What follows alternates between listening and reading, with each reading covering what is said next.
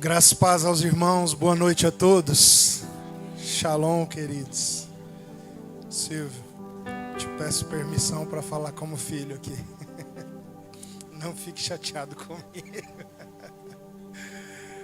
Irmãos, que alegria estar aqui nesses dias. Eu, pela misericórdia de Deus, tenho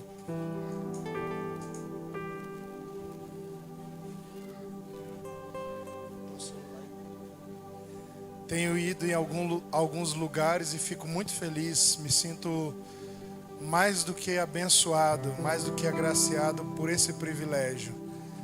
Mas existem viagens que são diferentes e essa é uma viagem diferente para mim.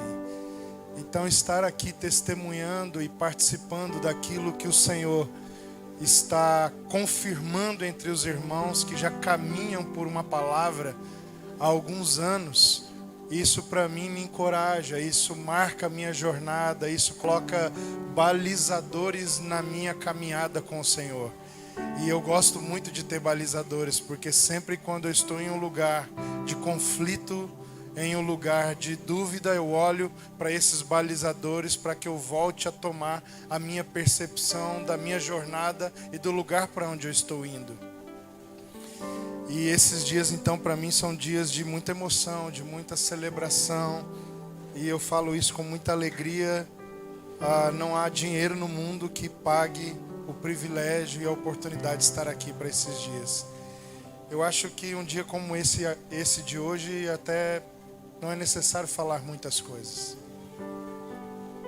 Então eu gostaria de começar compartilhando com os irmãos aquilo que desde quando nós confirmamos que Rodrigo falou comigo, depois o Mazinho, se conseguiríamos estar aqui, deu certo. O Senhor começou a falar comigo no primeiro dia e Ele já colocou essa palavra no meu coração. E eu queria começar falando de forma profética aos irmãos da casa, ao ministério Voz para as Nações. E eu digo ministério para não me referir apenas à igreja local que se reúne aqui, mas ao que o ministério de vocês recebeu do Senhor como jurisdição em outros lugares também. E eu sei que isso já está em outras nações.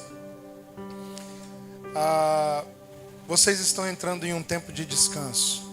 Isso parece uma parábola, porque há muito trabalho a ser feito. Há muita coisa a desenvolver no Senhor. E eu creio que os presbíteros da casa, a liderança da casa, tem essa clareza, tem essa percepção. Mas o que o Senhor falava comigo é que aquilo que aconteceu com você, Rodrigo, foi apenas uma ação parabólica do que Deus queria fazer com o ministério. Colocar vocês em um lugar de descanso. Você entrou, ou pelo menos tentou entrar, mas era para abrir um caminho, para que os filhos entrassem nesse lugar de descanso. E eu queria falar isso com muito temor. Talvez nada mais do que vou falar aqui, Rodrigo, vai ter muita utilidade, porque creio que quase todos vocês devem saber disso até melhor do que eu. Mas essa palavra eu falo com muito temor.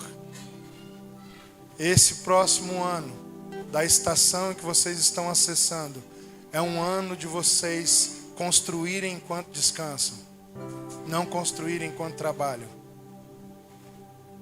Guarde o coração de vocês, Silvio, para que vocês não sejam tentados a fazer as coisas pelas oportunidades que surgirão. Essa palavra eu falo com muito temor. Vocês vão crescer, vocês vão serem ampliados em quantidade e principalmente em qualidade. Mas vocês precisam guardar o descanso no Senhor. Eu estou aqui só para dizer isso. Vocês como ministério, e aí não estou falando individualmente, pessoalmente para um ou para outro, precisam acessar um lugar de descanso no Senhor. E talvez vai ser a hora de escolher entre acelerar e mergulhar mais fundo. Apenas mergulhar mais fundo. E o que Ele deseja acelerar, Ele acelerará. Ainda que vocês estejam apenas gastando mais tempo com Ele. E aqui eu não estou falando de apenas ser um time de oração, Não, eu estou falando de confiança extrema naquilo que Deus falou. Sem a necessidade de que eu dê os meus jeitinhos, sem a necessidade de que eu faça algo para que Deus cumpra aquilo que Ele disse. O Senhor está colocando vocês numa sala de espera, para que vocês descansem enquanto Ele trabalha. Descansem enquanto Ele trabalha, por aquilo que Ele disse lá há tantos anos atrás. Quando a palavra veio como um sopro e gerou em vocês a identidade que vocês nem sabiam que tinham. Então eu quero sim humildemente, Silvio, Rodrigo, os demais irmãos, pedir a vocês, nesse tempo, se vocês tiverem clareza sobre enviar alguém, orem mais um pouco. Se vocês tiverem discernimento sobre se movimentar numa direção, esperem mais um pouco. Se o Senhor já falou, é o meu pedido. Peçam para que Ele fale de novo. Nesse tempo de descanso, sejam mais zelosos ainda em relação a se mover, a fazer coisas, a tomar direções. Porque eu creio que coisas que o Senhor vai fazer serão inquestionáveis da parte dEle. Não vai ficar nenhum tipo de dúvida, nenhum tipo de obscuridade. Não vai ser preciso ser muito inteligente para perceber que é Ele quando Ele fizer. E eu acredito que nessa estação vocês vão se mover apenas assim. Não vai ter nenhum tipo de resistência, dificuldade, porque vai ser tão exagerado o que Ele vai fazer quando for Ele, que todos obviamente vão só olhar um para o outro e falar: uau, é Ele quem está fazendo. E a gente só está desfrutando disso, só está experimentando isso. Amém? Eu queria que você abrisse as escrituras, e eu vou apenas lançar algumas bases hoje, e vou procurar compartilhar ainda amanhã à noite, se o Senhor permitir, acerca disso. Então eu queria apenas introduzir isso. O primeiro texto que, para nós nos situarmos, eu gostaria de ler, está no Evangelho de João. João, no capítulo 1. Vamos ler apenas o verso 1. Diz assim: no princípio era o Verbo, e o Verbo estava com Deus, e o Verbo era Deus. Estamos juntos? No princípio era o Verbo, e o Verbo estava com Deus, e o Verbo era Deus. Eu vou ler alguns textos para que a gente construa um contexto, um ambiente, mas antes de ler o próximo texto que está em Hebreus, eu queria que nós olhássemos para a Escritura com a seguinte intenção: a palavra de Deus precisa ser reposicionada, recolocada no lugar correto sobre as nossas vidas. No princípio era o Verbo, a palavra. O Verbo, a palavra, estava com Deus. E o Verbo, a palavra, era Deus.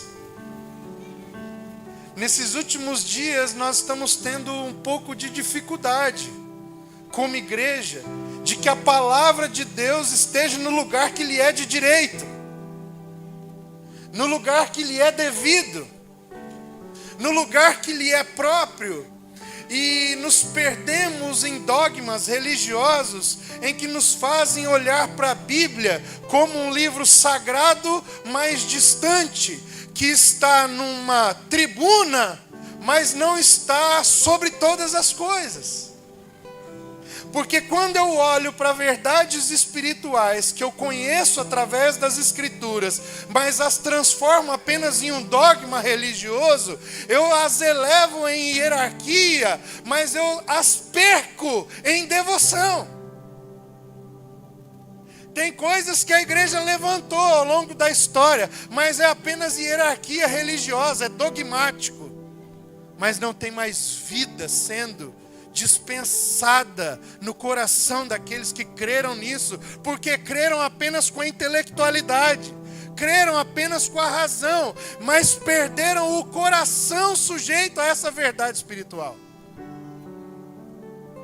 Então, Silvio, pessoas que estão dizendo a Bíblia é a palavra de Deus, falam isso, afirmam isso, mas não vivem como se isso fosse uma verdade. Nunca foi tão difícil a palavra de Deus estar posicionada no coração da igreja, no lugar que lhe é devido, a saber, a palavra de Deus é o próprio Deus encarnado. É Deus. A palavra de Deus é Deus mesmo. As Escrituras vão dizer que o Espírito e a palavra são um.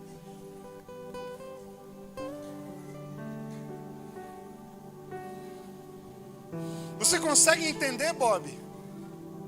É possível colocar a palavra numa escada, mas apenas ter nisso uma verdade religiosa, um dogma.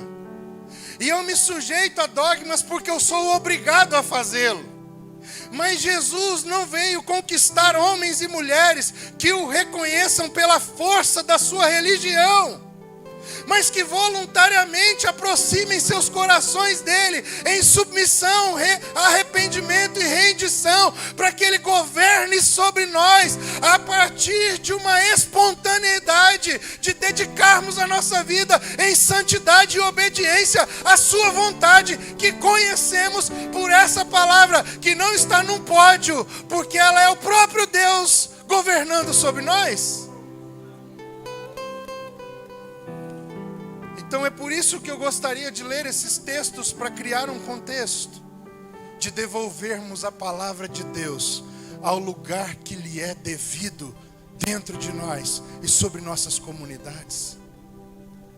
Estamos juntos?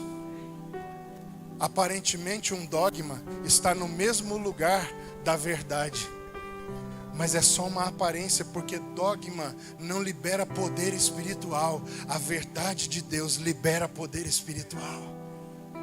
Se você olha de longe, parece que estão as duas sobre um monte, mas se você vai mais perto, você percebe que o primeiro monte, ele não é vivo, ele é mecânico, ele está morto.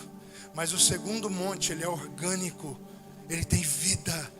Então, quando a palavra de Deus está sobre o topo da segunda montanha, a montanha da vida de Deus liberada em autoridade sobre aqueles que se sujeitam, a igreja cumpre a sua vocação.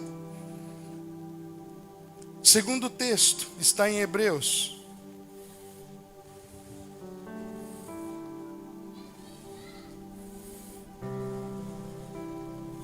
No capítulo 3. Esse texto me pega.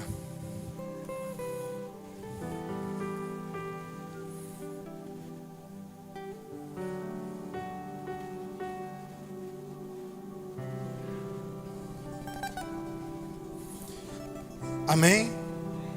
Portanto, santos irmãos, participantes do chamado celestial, aleluia, considerai, repita comigo, considerai. Se você puder, grifa essa palavra aí. Essa é uma das palavras mais importantes da Bíblia, a palavra considerai. Eu não vou explicar isso, mas quando você estiver lendo a Escritura, observe essa palavra. Tanto no Antigo Texto, a Antiga Aliança, no Antigo Testamento, quanto no Novo Testamento. Observe essa palavra, considerai. E ele continua, considerai com atenção o apóstolo e sumo sacerdote que declaramos publicamente, Jesus. Ele foi fiel àquele que o constituiu, assim como também foi Moisés em toda a casa de Deus. Você consegue perceber que há uma diferença, pastor Isaltino, entre a comparação, apesar de estar sendo feita por semelhança, há uma diferença. ao sumo sacerdote, e é por isso que ele está sendo comparado com Moisés, na figura de sacerdócio que Moisés representa como aquele que legislou e estabeleceu o sacerdócio de Israel a partir da sua própria casa. É por isso que Jesus está sendo comparado com a figura de Moisés, como um legislador, como alguém que governa, como alguém que estabelece, apóstolo e sumo sacerdote. Mas olha a comparação, olha aí na Bíblia. O que ele diz sobre Jesus? Ele foi fiel. O que diz? Ao que o constituiu. Percebe o recurso aqui, literário? O escritor está comparando Moisés e Jesus. Mas ao comparar Moisés e Jesus e as suas fidelidades, que ele está comparando a fidelidade dos dois, a de Jesus não é fidelidade ao que ele fez. É fidelidade a quem o chamou para fazer o que ele fez. Ele foi fiel. Você está aí? Aquele que o constituiu. Assim como Moisés foi fiel à casa de Deus e não a Deus. E eu não estou dizendo que Moisés não foi fiel. Eu só estou mostrando para você que nesse texto há uma diferença de qualificação entre fidelidade e fidelidade. Porque a fidelidade de Moisés, e ela está sendo aprovada aqui pelo escritor, foi a casa de Deus. Enquanto que a fidelidade do apóstolo e sumo sacerdote de nossas vidas foi ao que o constituiu a ser um ministro da casa. E existe uma diferença entre uma coisa e outra, irmão. Porque existem muitas pessoas que estão fiéis à casa de Deus, mas não estão mais fiéis àquele que os constituiu. E olha o que ele vai continuar dizendo. Pois ele merece uma glória maior do que Moisés. Assim como o construtor tem honra maior do que a casa. Por quê? Porque toda a casa é construída por alguém, mas quem edifica todas as coisas é Deus. E agora ele vai mostrar porque ele está comparando Yeshua com Moisés. Moisés, como servo, foi fiel em toda a casa de Deus, para testemunho das coisas que seriam anunciadas. Mas Cristo, ouça isso, mas Cristo, não como servo, não como líder, não como uma autoridade no meio do povo, não como um representante religioso, mas como filho. Mas Cristo, como filho, é fiel sobre a casa de Deus, casa que somos nós, se conservarmos firmes até o fim a nossa confiança e a glória da esperança. Qual é a diferença agora na comparação, no recurso literário comparativo entre Moisés e Yeshua? É que Moisés foi fiel à casa e ele merece glória como servo, está escrito aí. Mas Yeshua foi fiel não como servo, como filho. E qual é a diferença entre um servo e o filho? É que o servo obedece porque tem obrigações, e o filho se submete porque tem responsabilidades.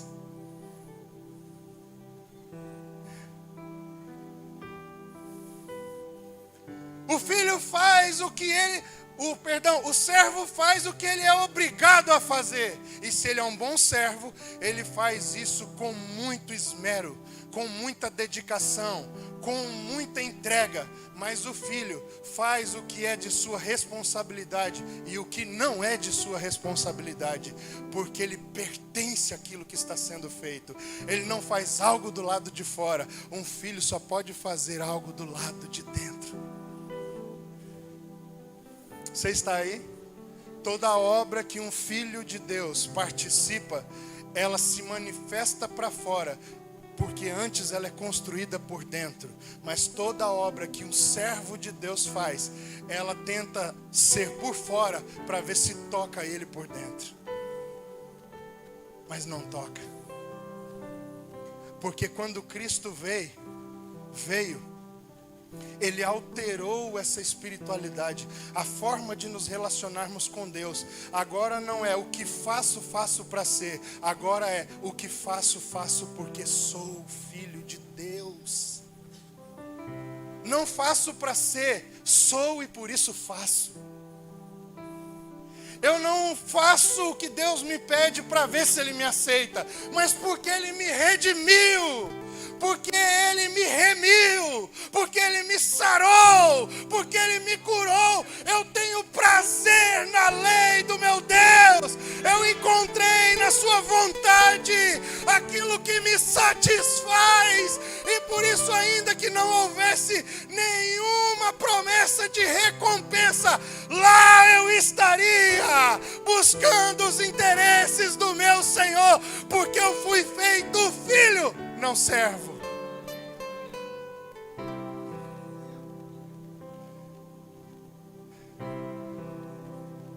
Muitas vezes, irmãos, em dias como esse, nós precisamos meditar e refletir em nossa jornada, se nós não estamos nos comportando como servos usurpadores daqueles que são filhos e fiéis na casa de Deus. Será que você é um usurpador que até tem obrigações religiosas e as cumpre? Ou será que você está se posicionando como um filho que tem parte naquilo que está sendo feito?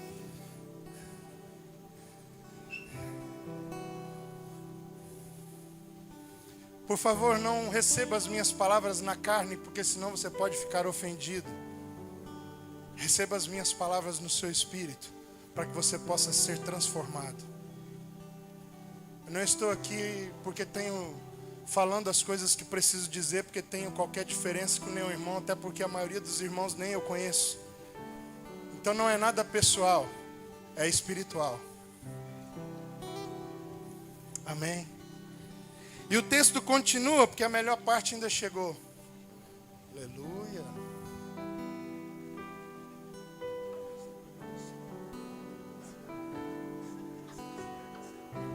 Viu?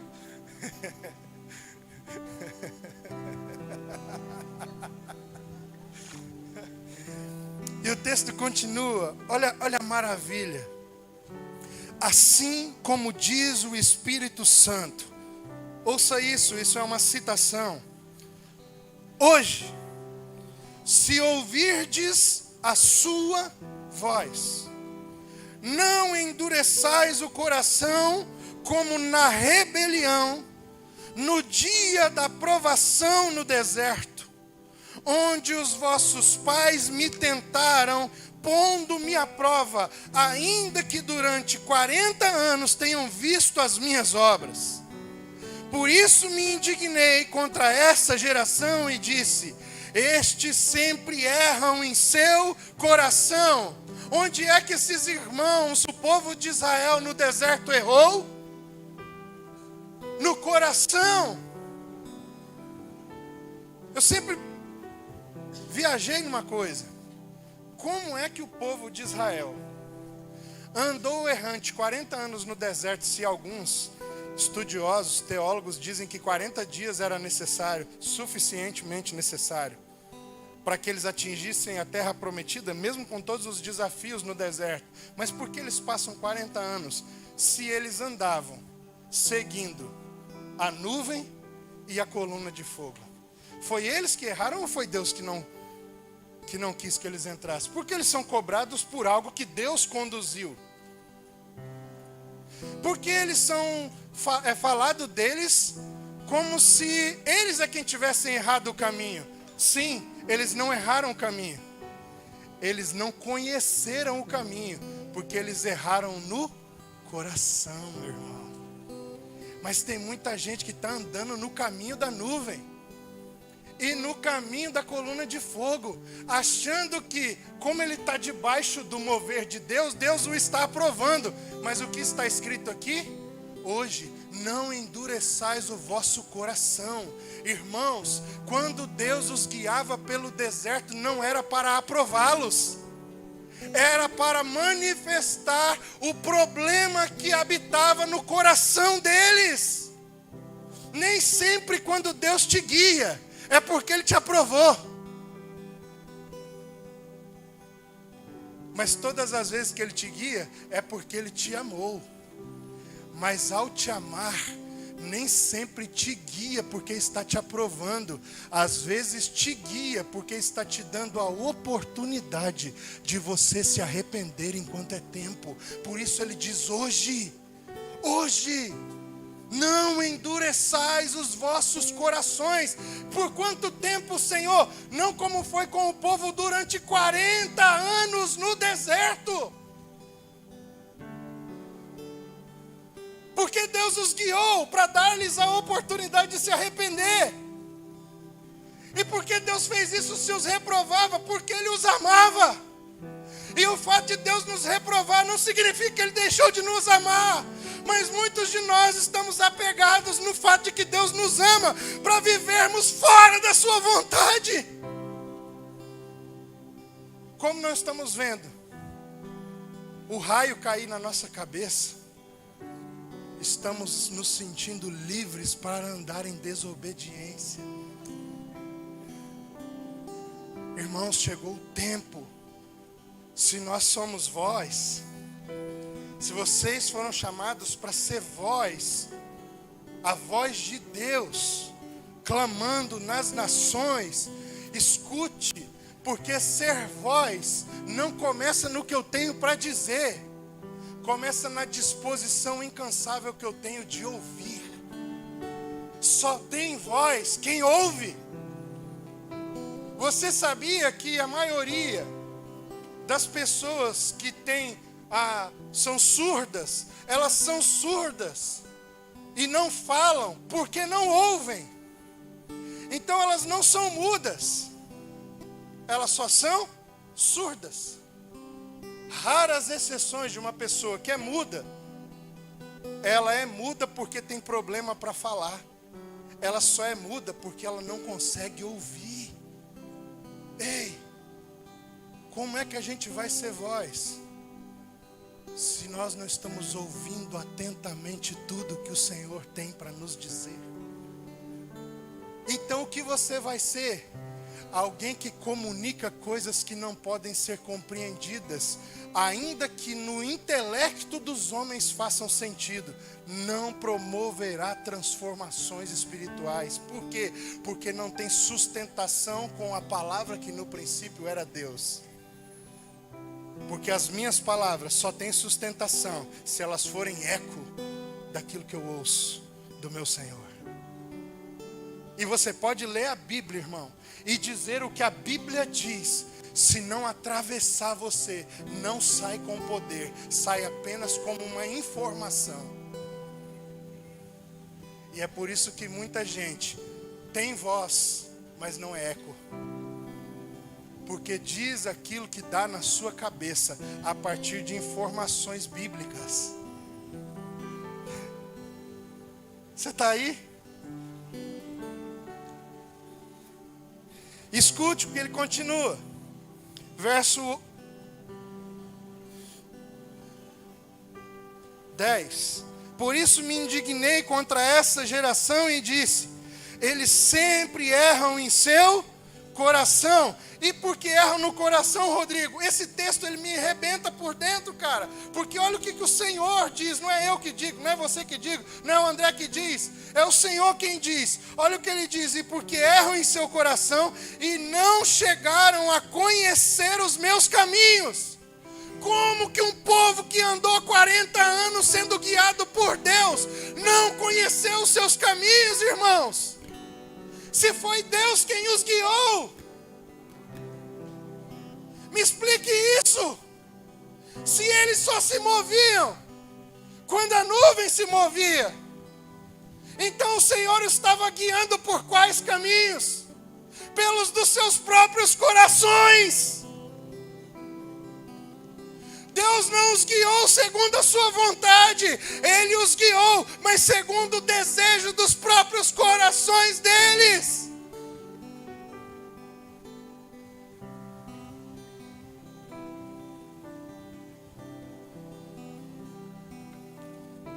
E ele ainda conclui, dizendo, Rodrigo, assim jurei na minha ira, não entrarão no meu descanso. Deus não queria levar eles para conquistar a terra. Conquistar a terra era parte do processo. Deus queria levá-los para o lugar de descanso.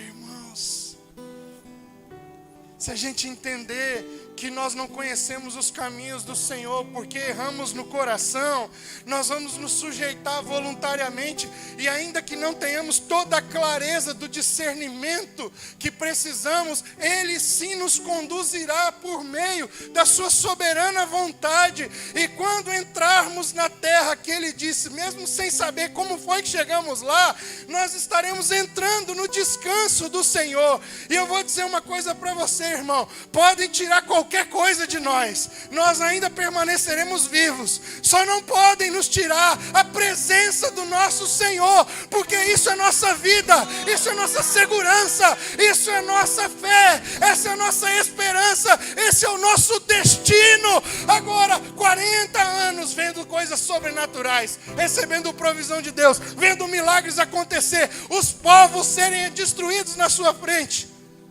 para no final faria, mas eles estavam incrédulos quanto àquilo que Deus disse. Versículo 1. Depois que partiu de Elim, toda a comunidade dos israelitas chegou ao deserto de Sim, que fica entre Elim e Sinai, no dia 15 do segundo mês, depois que saíram da terra do Egito. E toda a comunidade dos israelitas murmurou contra Moisés e Arão no deserto. Eu vou repetir. Toda a comunidade, irmãos. Vou repetir. E toda a comunidade dos israelitas murmurou contra Moisés e Arão no deserto, dizendo: quem nos dera tivéssemos morrido pela mão do Senhor na terra do Egito, quando estávamos sentados junto às panelas de carne, quando comíamos pão à vontade, mas nos trouxeste a esse deserto para matar de fome toda esta multidão. Então o Senhor disse a Moisés: farei que do céu vos chova pão. O povo sairá e colherá diariamente a porção para cada dia, para que eu o prove e veja se anda ou não conforme a minha lei. Estão com o texto de Hebreus fresquinho na mente? Lembra o que ele diz lá em Hebreus que nós lemos? Agora deixa eu te dizer algo, Tiago. Quando Deus se relaciona com você por meio de sinais externos, Ele está provando você, irmão. Tome cuidado. Tome cuidado, porque quando Deus, para se relacionar com você, precisa ficar emitindo sinais externos, Ele está provando o seu coração, não aprovando você. E nós, igreja, temos a péssima interpretação de olhar para sinais sobrenaturais externos como se fosse a mão de Deus nos aprovando. E é por isso que Ele fez o milagre, e é por isso que Ele manifestou o sobrenatural. Mas aqui o Senhor está dizendo: eu estou enviando pão para provar o que está no coração de vocês. É difícil interpretar isso dessa forma, porque nós fomos viciados em associar ações extraordinárias de Deus para nós como aprovação espiritual. E até falso profeta, irmão, opera milagre. E nós temos a péssima mania de achar que porque teve uma manifestaçãozinha sobrenatural, Deus é conosco. Será que Ele está dizendo que é conosco? Ou será que Ele está dizendo: deixa eu verificar onde o coração de vocês está? Nós precisamos entender isso. Porque para ser voz temos que ouvir. E se ouvir, vamos ter voz quando descer para o coração e nós obedecermos em amor à vontade do Senhor. Você entende isso? E aí o texto continua, agora eu vou para o verso 12.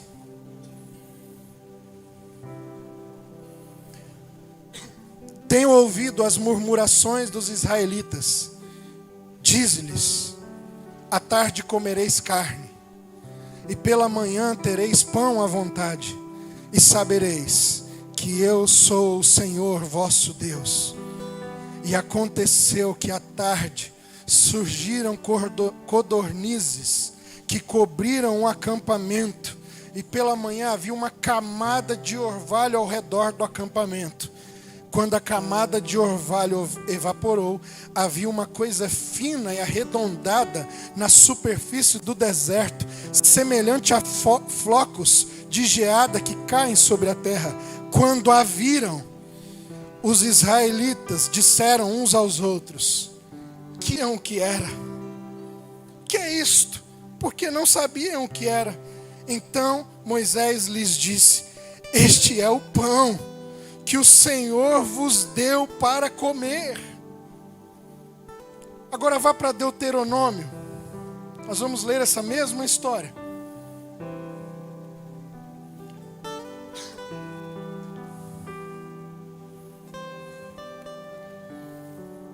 Deuteronômio 8, verso 1. Tereis o cuidado de obedecer a todos os mandamentos que hoje vos ordeno, para que tenhais vida, vos multipliqueis e tomeis posse da terra que o Senhor prometeu com juramento a vossos pais. E te lembrarás de todo o caminho pelo qual o Senhor teu Deus tem te conduzido durante esses 40 anos no deserto. Como eles vão lembrar se eles não conheceram? Segundo Hebreus. E aí ele continua: a fim de te humilhar e te... Então não é eu que interpretei, está escrito.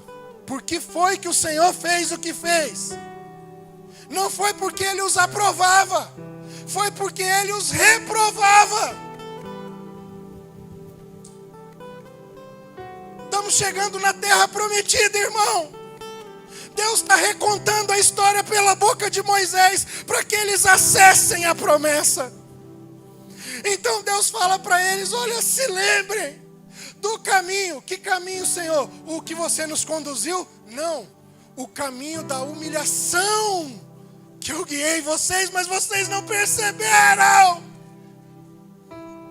Porque quando eu estou obstinado, Deus fala: eu ouço, mas não aceito. Porque não aceito, não guardo. E porque não guardo, não conheço a sua vontade.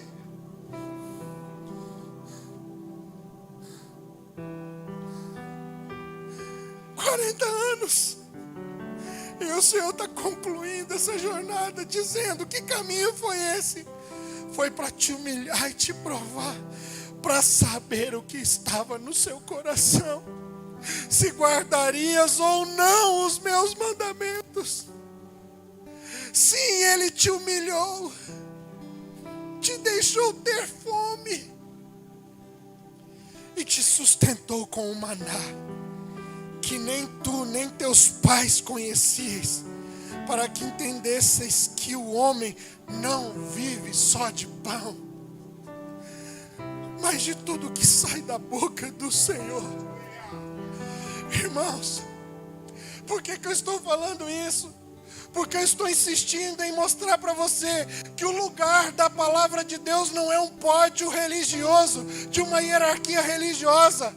Ele é um trono posto em meu coração. É daqui que a palavra de Deus fala hoje.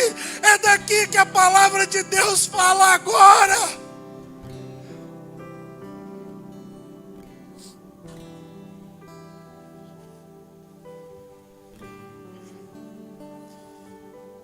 Entende? Tudo isso está conectado, Silvio. Eu estou construindo uma história. Onde essa história agora é citada de novo? Voltamos lá para frente para encerrar. Mateus, no capítulo de número 4. E eu quero encerrar com esse texto.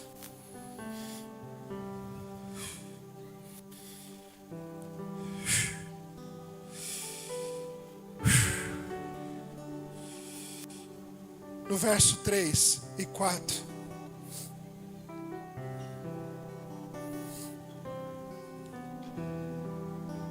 Nós, em Deuteronômios, lemos a frase que nós vamos repetir na tentação de Jesus no deserto. No deserto Israel estava, quando ouviu do Senhor a frase que Jesus vai repetir para Satanás. Mas o que eu quero que você frise é qual é o contexto no qual o Senhor disse, Jesus repetiu: nem só de pão viverá o homem, mas da palavra, ou de toda a palavra que sai da boca de Deus. É que ele tinha falado com eles, mas eles não creram. E por causa disso eles andaram errantes, para serem humilhados e provados, para que o coração deles fosse revelado. Nós acabamos de ler em Deuteronômio 8. E então o Senhor dá a sentença. E a sentença é: não é do maná que vocês vivem, mas é daquilo que eu havia dito, e vocês, com o coração endurecido, não receberam. Esse é o contexto que eu estou aqui tentando construir para chegarmos em Jesus. A palavra de Deus, o verbo encarnado, a palavra viva. Então Jesus diz ao tentador, no verso 3, o tentador fala: se tu és filho de Deus, ordena que estas pedras se transformem em pães. Mas Jesus lhe respondeu: está escrito, nem só de pão o homem viverá, mas de toda a palavra que sai da boca de Deus. E eu quero concluir dizendo uma coisa muito simples, mas muito poderosa. A expressão que Jesus usa, palavra que sai da boca, é a expressão rema, que eu tenho certeza que vocês sabem, pelo menos têm uma noção do que significa. Mas eu queria propor um olhar um pouco mais respeitoso a essa palavra, porque a palavra rema está junto com a palavra logos, trazendo o verdadeiro significado do que a palavra de Deus revelada quer dizer. E eu quero dar uma tradução alternativa bem simples para a gente concluir. Quando a palavra está no grego escrito logos, quer dizer, em síntese, a palavra que conta a história, que normalmente está ligado ao que está escrito, porque o que está escrito conta uma história. Você está comigo? E quando fala rema, fala de uma palavra verbalizada, oral, que ainda não está registrada. E por que eu estou fazendo essa diferenciação?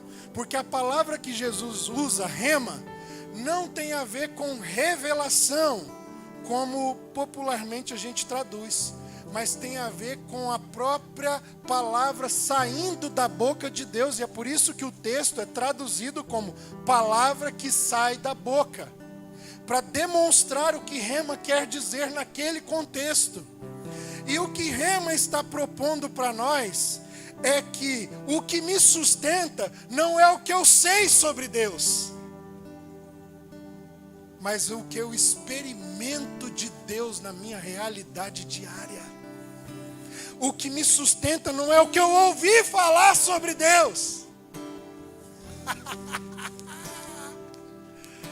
O que me sustenta é quando, ao saber algo sobre Deus, eu vou para o meu quarto, cara, rasgo meu coração e espero Ele transferir a palavra que estava apenas na minha mente sobre aquilo que eu sei, para o meu coração, para aquilo que eu sou, para aquilo que eu estou me tornando.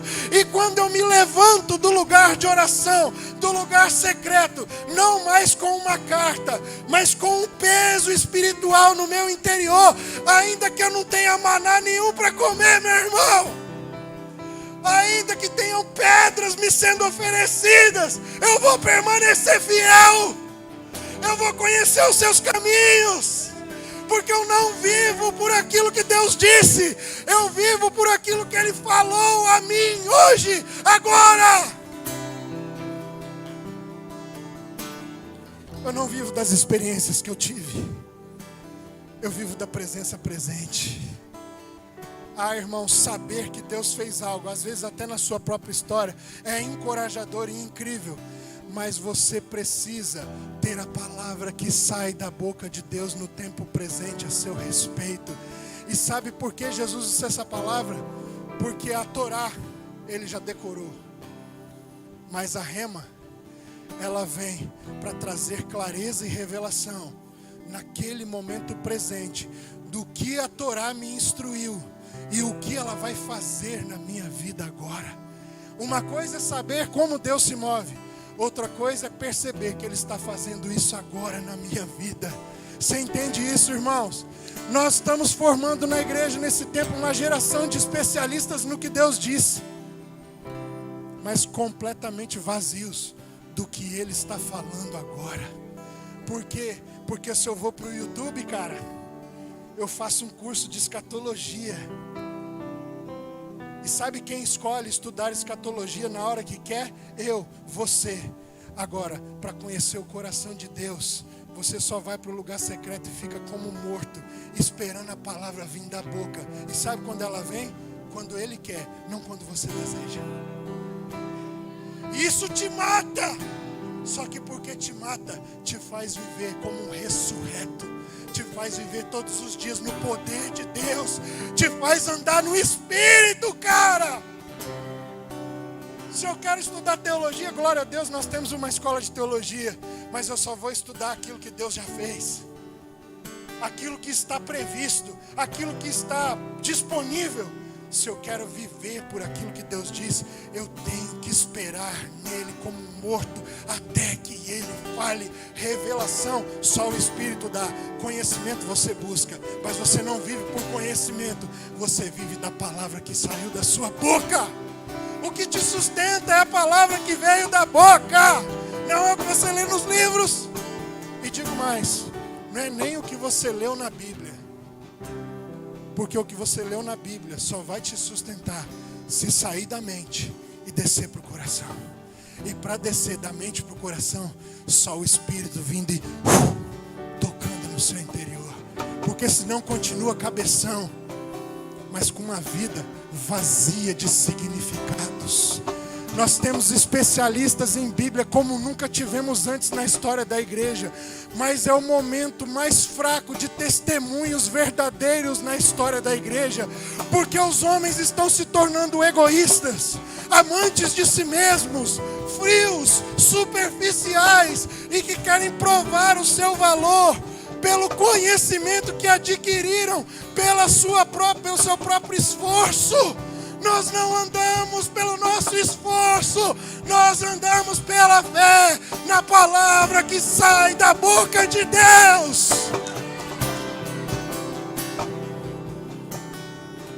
Essa é a palavra que eu tenho para você, meu irmão.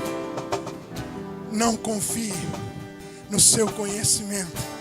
Ele é bom, ele pode te dar ferramentas, mas o que sustenta você é a revelação. E a revelação, ela vem quando o Espírito acha que chegou a hora. E às vezes, para recebê-la, você tem que permanecer no Senhor, no secreto, escondido, anos, para que uma palavra te atinja. Imagina para que várias palavras te peguem. Agora você vai para a internet, 5 ministérios, pá! Compra o livro do Caroline que está para sair aí, 5 ministérios. Uau, agora sei tudo. Não, agora você acessou informações sobre isso. Saber em Deus é experimentar. Agora pegue isso que você acessou e vá para o lugar de morte. Esperar nele. O Senhor já está aqui. Agora faz descer para cá. Transforma isso em vida. Transforma o conhecimento em testemunho. Me habilita, Senhor, para viver segundo essa realidade espiritual. Porque daí pedras não me tentarão. Ah, eu não serei tentado em minha identidade, não serei tentado em minha vocação, porque se a palavra desceu, eu sou apenas um eco da sua voz.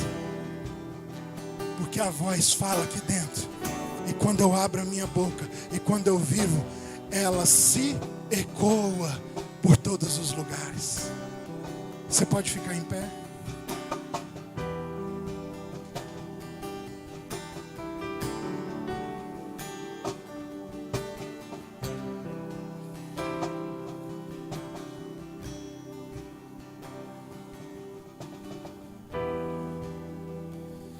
Maria, e talvez amanhã eu fale sobre ela, nossa irmã Maria.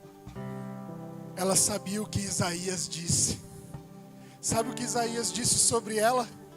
A virgem conceberá. Maria conhecia ou não conhecia esse texto de Isaías? O que você acha, Silvio?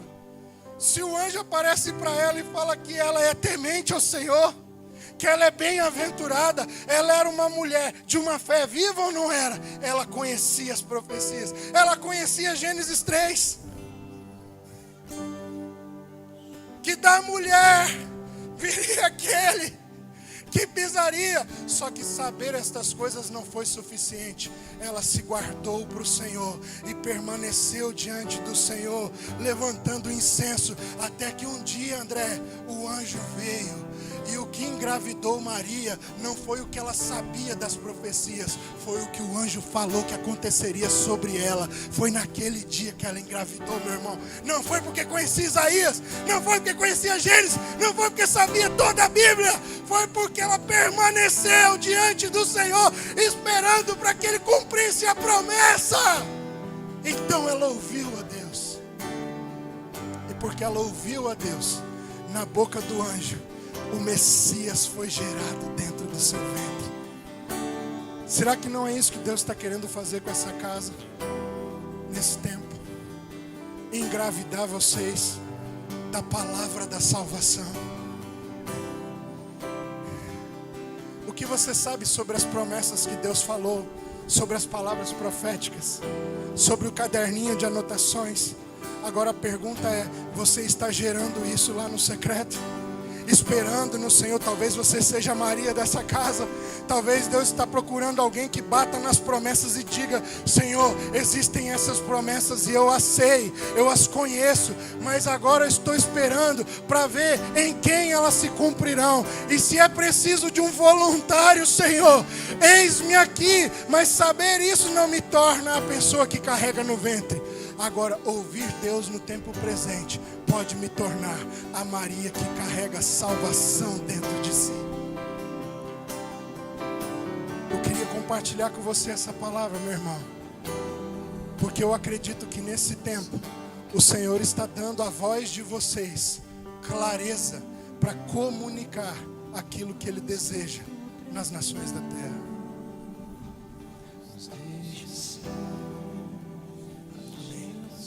Vamos orar? Queria que os irmãos liberassem aqui a adoração e que você começasse a colocar sua vida diante do Senhor. Se os profetas da casa, os pastores quiserem compartilhar algo, fiquem à vontade, irmãos. Por favor, tenham liberdade.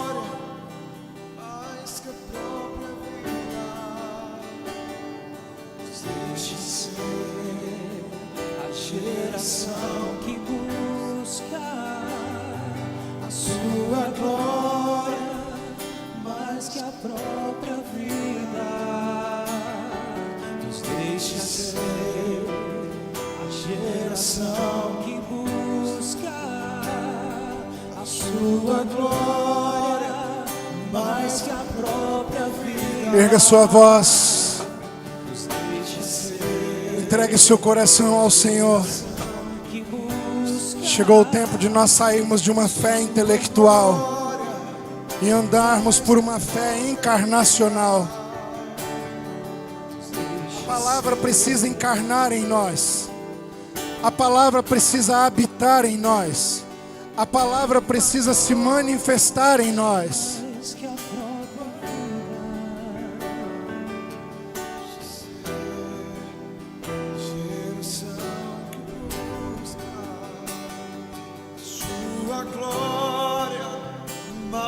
a própria vida. Sem ti não irei, sem ti não irei. Não nos deixes sair da tua presença. Sem ti não irei, sem ti não irei. Não nos deixe sair da tua presença. Pai, nós oramos nessa noite pelo teu Espírito, para que essa palavra, pelo teu Espírito, possa, Senhor,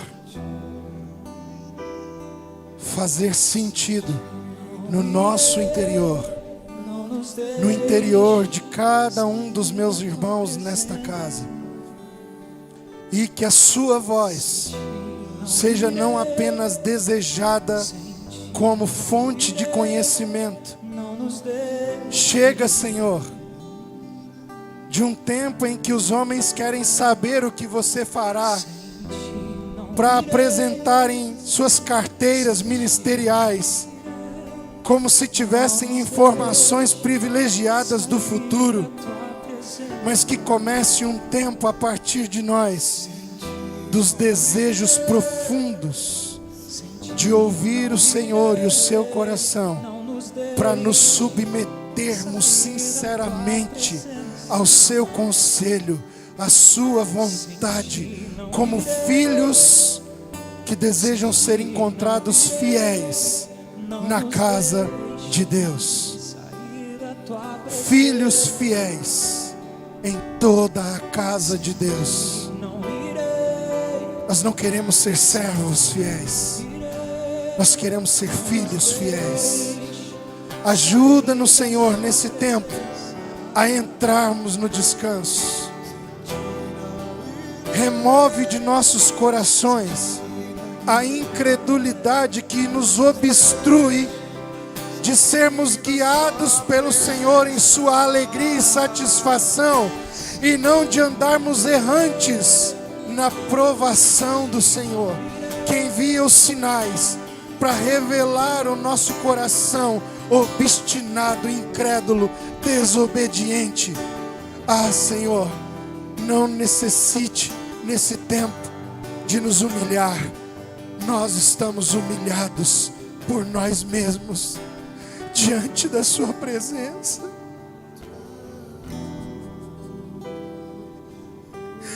Que não seja necessário que o Senhor nos humilhe, que você nos encontre humilhados, prostrados, quebrados diante de ti. Ah, Senhor, se posso te pedir uma única coisa nessa noite, é que nos faça acertar no coração, porque os nossos irmãos erraram no coração, e porque erraram no coração, não conhecerão os seus caminhos. Mas a nós, deixa-nos experimentar, conhecer, de saber, de provar a sua maravilhosa, a sua perfeita, a sua santa vontade, porque o nosso coração está dilacerado, está completamente quebrado para receber as suas palavras. Como Maria, Senhor, que permanecia temente, justa, fiel, verdadeiramente abençoada. Nós queremos permanecer com o que sabemos que o Senhor já fez, mas prontos para receber o que o Senhor deseja fazer neste tempo, para sermos fiéis à sua vontade e conhecermos os seus caminhos, em nome de Jesus.